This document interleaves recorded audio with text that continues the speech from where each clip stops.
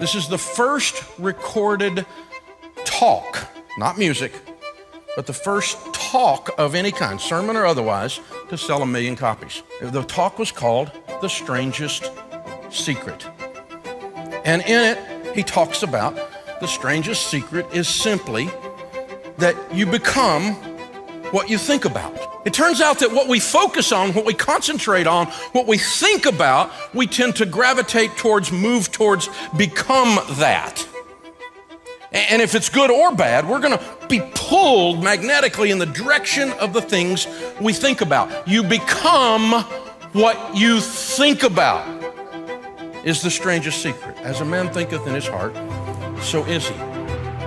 Henry Ford once said, if you think you can or you think you can't, you're right. Now this was proven several years ago, and this is another old story that I just love, and it was proven in this instance. Now, Louis ran in the Berlin Olympics, and he was a miler. He was a kid from California, and in the Berlin Olympics, Louis ran the mile in 4 minutes and 21 seconds and just barely missed a medal. The miler that year was a little over 4 minutes. That was 1936. By 1954, no one had broken the 4-minute mile. No one. A guy did a 4 minute and 1 second, and it stood for 9 years. It was widely thought and taught that the human body, the physiological condition of the human body, it was impossible for anyone to train enough to go fast enough for the human body to cross a mile in under 4 minutes. If you think you can or you think you can't, you're right. You become what you think about. One doctor even prophesied that if someone actually did run a mile in under 4 minutes, that their heart would explode and they would die right there. Until 1954, Roger Bannister, famously, is the first human being to break the 4-minute mile.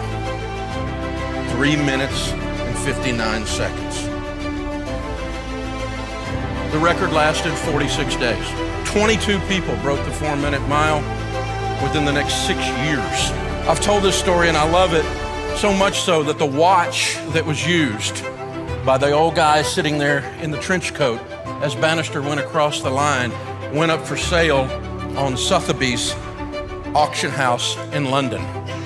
Well, apparently I've got too much money because I decided I needed that watch. So I go to bidding on this watch. I set myself the limit of $10,000, and I was gonna go no more than $10,000 to buy this world-class keepsake.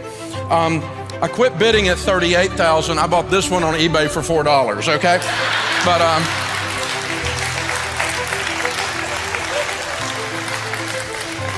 if you think you can or you think you can't, you're right.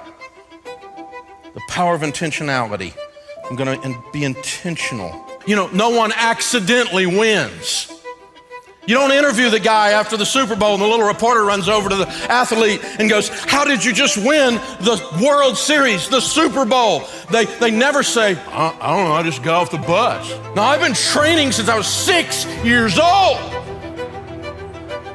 It's an intentional act to win. We just did 2 years ago at Ramsey, the largest study of millionaires ever done in North America. We studied 10,167 millionaires, in-depth, airtight research because we knew people wouldn't like the results. Because we kind of knew some of the things we were going to find. And we knew that some people wouldn't like it. So we were really careful. We had outside research firm help us with the details and the control groups and the processes. If you know anything about research, it's a very detailed thing to do it properly and not get confirmation bias and these kinds of things in there. Detailed thing. Here's the interesting thing. If you get somebody to say something, if like 60% of the people say something in a group like that, that's called statistically significant, right? Over half of them say this. 97% of the millionaires that we talk to, when we ask them, can you become a millionaire today? And when you first started, did you believe you could become a millionaire? 97% said yes. When we interviewed the general public, do you think you can become a millionaire? 69%. Still a lot, but significantly less than 97% said that they thought they could. If you think you can or you think you can't, you're right.